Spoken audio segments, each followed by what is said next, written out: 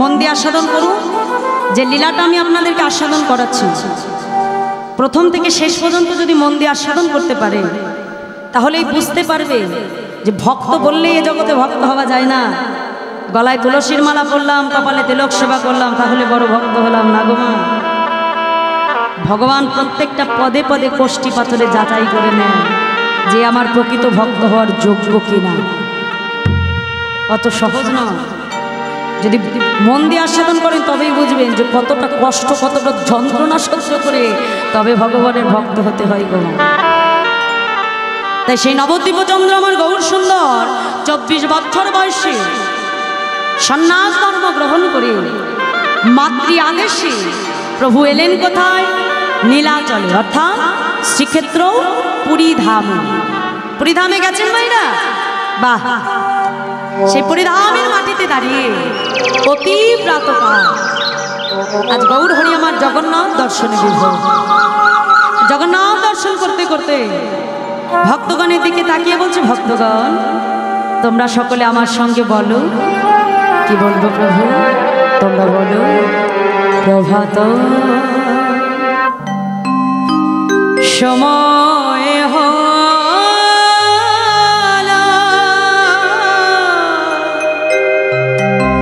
কৃষ্ণ কৃষ্ণ বলো।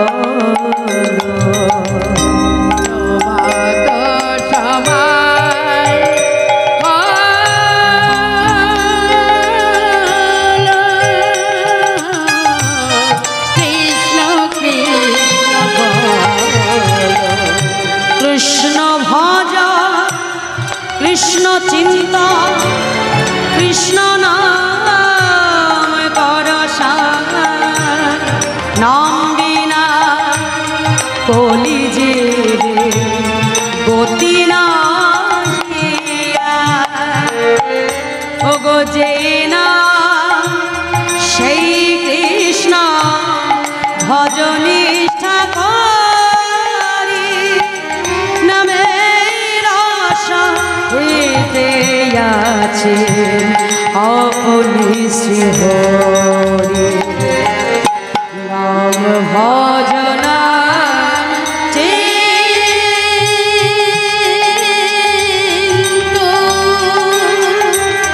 নাম কর সার হরি বল হরি বল হরি বল হরি বল হরি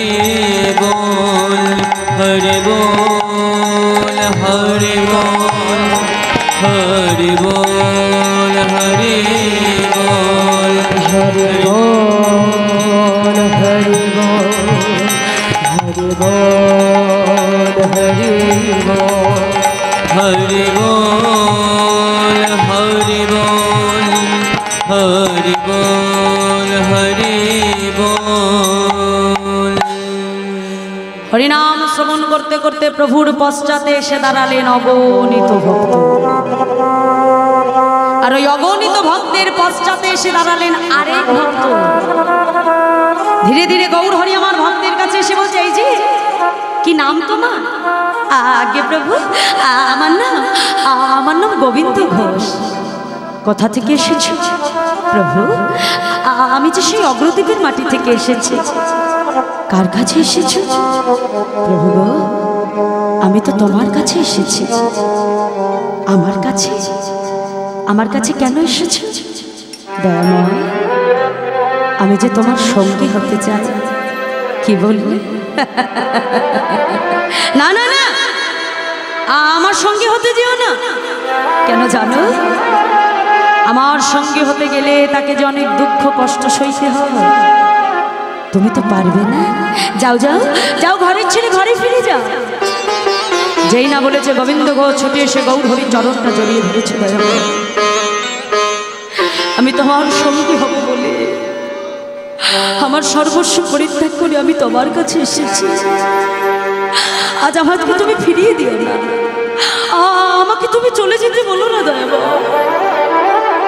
গোবিন্দ ঘোষকে দেখবা মাত্রই গৌর হরির আজকে পূর্ব লীলার কথা মনে পড়ে গেল। কোন লীলা? এই একটু পরে যে লীলা আপনারা আস্বাদন করবেন, রাধা গোবিন্দের সেই রাস লীলা। মায়েরা ওই রাসমঞ্চে যত গোপী তত কৃষ্ণ। এখন সকল গোপী মনে মনে চিন্তা করছে যে বধূ বুঝি আমার, আর যেই না বাবা চিন্তা করেছে বধূ আমার, সঙ্গে সঙ্গে গোবিন্দ কি করলে রাধারানীকে রাসমঞ্চ থেকে নিয়ে আজকে আমার গোবিন্দ তিনি অন্তর্ধ্যান হয়ে গেলেন। যেটা রাসের আরেকটি অংশ যাকে বলা হয় অন্তর্ধ্যান রাসলীলা। তা আমার গোবিন্দ যখন আজকে অন্তর্ধ্যান হয়ে গেল, সঙ্গে সঙ্গে রাধারানী মনে মনে চিন্তা করছে, দেখেছো রাসমঞ্চে তো এত গোপী আছে, তা এত গোপীর মধ্যে থেকে বধূ শুধু আমাকে নিয়ে অন্তর্ধ্যান হলো, না জানি আমার বধূ আমাকে কত ভালোবাসে। যেই না রাধারানী মনে মনে এহেন কথা চিন্তা করছে, বাবা গোবিন্দ মনে মনে বলছে, রাধে আজ আমার কাছে পেয়ে তোমার মনে অহংকার এসে গেল রাইধনী। রাধে গো, এ জগতে আমি যে শুধু তোমার একার নই, এ জগতে তোমার মতো করে কোনো ভক্ত যদি আমায় ভালোবাসে, এ জগতে তোমার মতো করে কোনো ভক্ত যদি আমায় সেবা দেয়, আমি যে তৎক্ষণাৎ সেই ভক্তির হয়ে যায়। গোবিন্দ আমার রাধারানীকে একাকী গভীর বনে রেখে গোবিন্দ অন্তর্ধ্যান হয়ে গেল। আর প্রাণবধূকে হারা হয়ে আমার রাধারানী যখন বনের ভেতরে বসে বসে একাকী ক্রন্দন করছে, অষ্টসখীর এক সখী যার নাম ছিল রঙ্গদেবী সখী, রাধারানীর কাছে এসে বলছে, রাইধনী এই তোর বধূর ভালোবাসা। ও রাধে, এমন ভালোবাসা নিয়ে তুই আবার গরব করিস? রাধে, তোর বধূ যদি আর কোনোদিনও তোর কাছে ফিরে না আসে, বল বল তুই কি করবি? সঙ্গে সঙ্গে রাধারানী চিৎকার করে উঠল, সখী সখী রে, আজ আমার এহেন দশায় তুই এমন কথা বলতে পারবি? বেশ, তবে আমি রাধারানী হয়ে আজ তোকে অভিশাপ দিলাম, যে জগতের কোনো ভক্ত যদি কখনো ভগবানকে কাছে পেয়ে যদি কখনো সেই ভগবানকে হারিয়ে ফেলে, তবে ওই ভক্তের মনে যে কতখানি বেদনা, কতখানি যন্ত্রণা, তা তোকেও একদিন আমার মতো ভক্ত হয়ে সইতে হবে। তোকেও একদিন আমার মতো ভগবানকে হারা হয়ে নয়ন জলে বক্ষবাসে কাঁদতে হবে। আমি রাধারানী আজ তোকে অভিশাপ দিলাম। গেল দাপর, এলো কলি, আর এই কলিযুগে বাবা সেই রঙ্গদেবী সখী হলেন ভক্ত গোবিন্দ ঘোষ। তাই যেই না আজ আমার গৌরহরি গোবিন্দ ঘোষকে দেখলো, দেখবা মাত্রই পূর্ব লীলার কথা মনে পড়ে গেল। মনে মনে চিন্তা করছে, গোবিন্দ তোমাকে যে আমার সঙ্গী করে নিতেই হবে, তা না হলে আমার রাধারানীর অভিশাপ যে মিথ্যা হয়ে যাবে। সঙ্গে সঙ্গে গোবিন্দ ঘোষকে কাছে ডেকে বলছে, গোবিন্দ এই যে গোবিন্দ শোনো, আজ থেকে তুমি আমার সঙ্গী হলে, বুঝেছ? দেখো তোমাকে কিন্তু অনেক দুঃখ কষ্ট সইতে হবে, তুমি পারবে তো? গোবিন্দ ঘোষ ছুটি এসে বলছে, দয়াময় আমি তোমার সঙ্গী হয়েছি এই তো বেশ, তাতে আবার দুঃখও বা কিসে, আবার কষ্টও বা কিসে?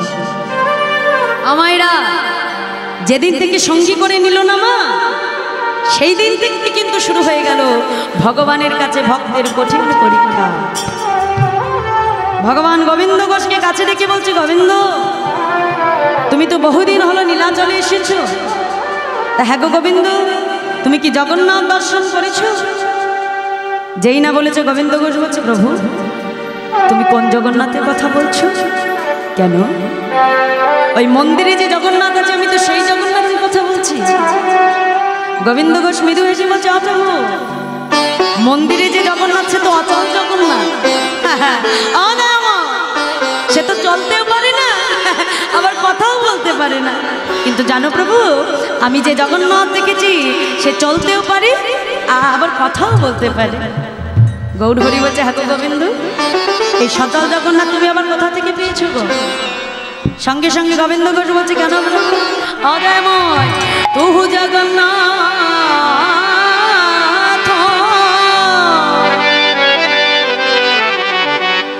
এই জগতে কাহা আসে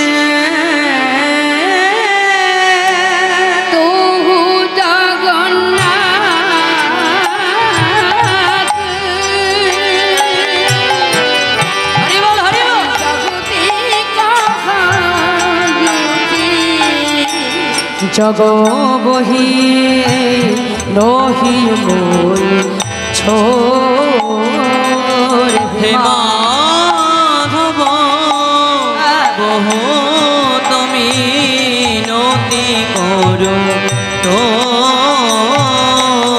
হে মাধব দেয় তুলসী তিলা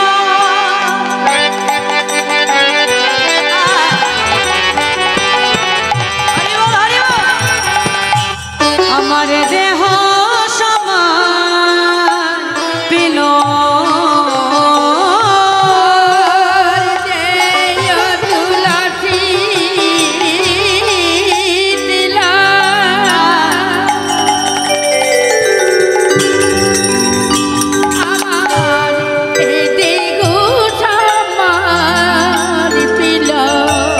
দয়া যেন না ছাড়ো হে মাধব বহু তুমি নতি করো তো হে মাধব সঙ্গে সঙ্গে গোবিন্দ গো ছুটে গিয়ে গৌর হরি চরণটা জড়িয়ে ধরে বলছে দয়াময় এ জগতে যে কৃষ্ণ যেই জগন্নাথ সেই হলো শ্রীকৃষ্ণ চৈতন্য মহাপ্রভু নিতাই গৌর হরি।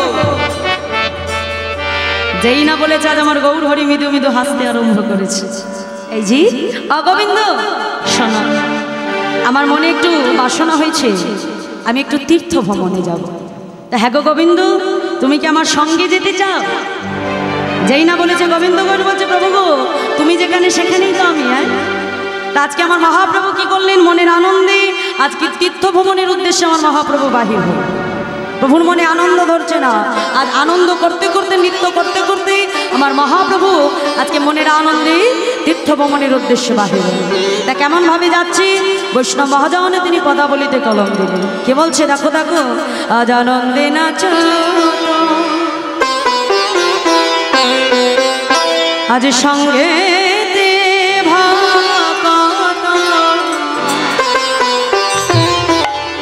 আমার গৌর কিশোর রাজে আনন্দে হরি বল হরি বল হরি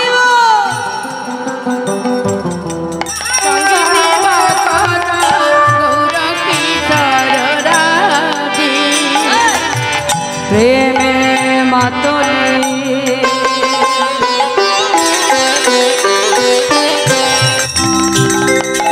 করে হলা হলি নীলাচলপুরে মাঝে বলি প্রেমে মাতলি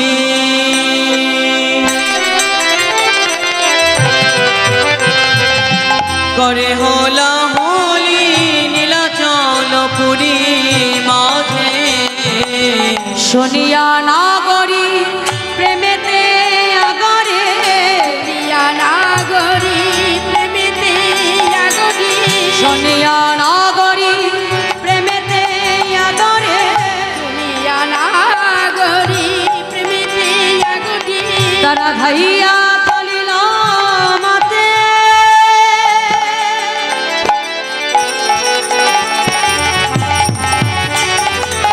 হেরিয়া গৌরে পরিয়া ফাপরে দৌড়েতে আড়ায়ে নাচে হেরিয়া গৌরের পরিয়া ফাপরে দৌড়েতে দাঁড়ায়ে নাচে তাদের আনন্দ আর ধরে না হরি বল হরি বল তাদের আনন্দ আর ধরে না গো আজ আমার গৌর হরি বদন হেরে আনন্দ আর ধরে না গো আমার গৌর হরির বদন হেরে আজ আনন্দ আর ধরে না গো নিতাই গৌর হরি বলি আনন্দ আর ধরে না গো বলি আনন্দ আর ধরে না গো হেরিয়া গো দূরেতে দাঁড়ায় নাচে হেরিয়া গৌরের পরিয়া ফাপরে দূরেতে দাঁড়ায় নাচে। আজ আমার মহাপ্রভু কি করলেন মা? অগণিত ভক্তগণকে সঙ্গে নিয়ে তীর্থ ভ্রমণের উদ্দেশ্যে বাহির হলেন। আজকে মহাপ্রভু যেই না উদ্দেশ্যে তীর্থ ভ্রমণের উদ্দেশ্যে বাহির হলেন, পথে চলতে চলতে হঠাৎ করে গোবিন্দ ঘোষকে কাছে ডাক দিয়েছে, এই যে ও গোবিন্দ, তুমি তো আমার সঙ্গে তীর্থ ভ্রমণে যাচ্ছ, তা তোমার মনে কি কোনো কোথাও বাসনা রয়েছে? কি গো মায়েরা, বাসনা আছে? আছে বলো, নেই? বাহ, তাহলে তো ভালো কথা, বাসনা নেই। আজকে গোবিন্দ ঘোষ বলছে, হ্যাঁ প্রভু, আমার মনে একটা বাসনা আছে। তা মহাপ্রভু বলছে, গোবিন্দ, বাসনা শুধু তোমার একার নেই, আমার হৃদয়ও আছে। কি প্রভু, তোমার অন্তরেও বাসনা রয়েছে? তাই আমার, হ্যাঁ গোবিন্দ, তাহলে একটা তুমি কাজ করো প্রভু, তোমার মনের বাসনা তুমি আগে বলো, আমি শুনি, তারপরে আমি আমার বাসনার কথা বলবো। বেশ, তবে তাই হোক। আজ আমার মহাপ্রভু কি করছেন? ভক্তের কাছে, মানে গোবিন্দ ঘোষের কাছে নিজের মনের ইচ্ছে, মনের বাসনা আজকে আমার মহাপ্রভু প্রকাশ করছে। আচ্ছা গোবিন্দ, আমার মনে কি বাসনা জানো? শোনো শোনো, আমার বড় সাদ মনে, আমি যাব বৃন্দাবনে, আর মুখে বলব রাধা হরি বল, হরি বল, হরি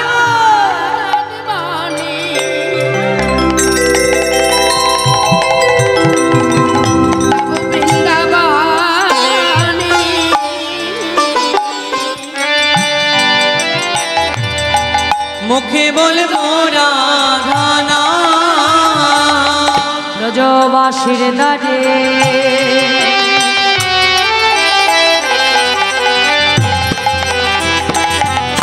আমায়রা। আজ আমার মহাপ্রভু তিনি নিজের বাসনার ভেতর থেকে কিন্তু আমাদের জীবকে শিক্ষা দিচ্ছে। কি না, বৃন্দাবনে গিয়ে আমাদেরকে কি বলতে হবে? রাধে রাধে, তাই তো? এটা হলো প্রথম শিক্ষা।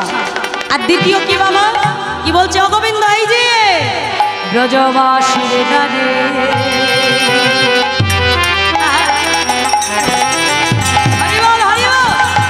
মাধো করি করে বেড়াইব ব্রজ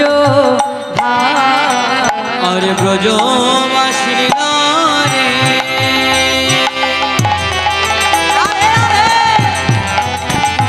মাধো করি করে বেড়াইব ব্রজ রাধে রাধে রাধে বলবো, রাধে রাধে রাধে মুখে রাধে রাধে রাধে বলবো, মুখে রাধে রাধে রাধে বলবো, আর মাধু করি মেঘে খাবো, বলি শোনো শোনো গোবিন্দ, হৃদয় গৌর হরি বল, হরি বল, বলি শোনো শোনো গোবিন্দ, বলি শোনো শোনো গোবিন্দ, মাধো করে মেঘে খাবো, বলে মাধো করে মেঘে খাবো, শোনো শোনো গোবিন্দ। তাহলে দুটি ইচ্ছা কি মা? বৃন্দাবনে রাধে রাধে বলতে হবে, আর কি করতে হবে? ব্রজবাসীর দ্বারে দ্বারে মাধুকরী ভিক্ষা করতে হবে, তাহলেই কিন্তু তোমার ব্রজে যাওয়া সার্থক হবে। আজকে যেই না বলেছি, সঙ্গে সঙ্গে গোবিন্দ গো ছুটে গিয়ে গৌর হরির আজকে বক্ষটা জড়িয়ে ধরেছে। প্রভু, তোমার মনে বৃন্দাবনে যাওয়ার বাসনা, এই বাসনা শুধু তোমার একার নেই, আমার হৃদয়ও আছে। বলছে তাই? তাহলে তোমার বাসনাও এক আর আমার বাসনাও এক, তাহলে বিলম্ব নয়, চলো এক্ষুনি আমরা বৃন্দাবনের উদ্দেশ্যে যাত্রা করি। তাই চলো সবাই মিলে মহাপ্রভুর সঙ্গে মধুময় বৃন্দাবনে। কি যাবেন তো?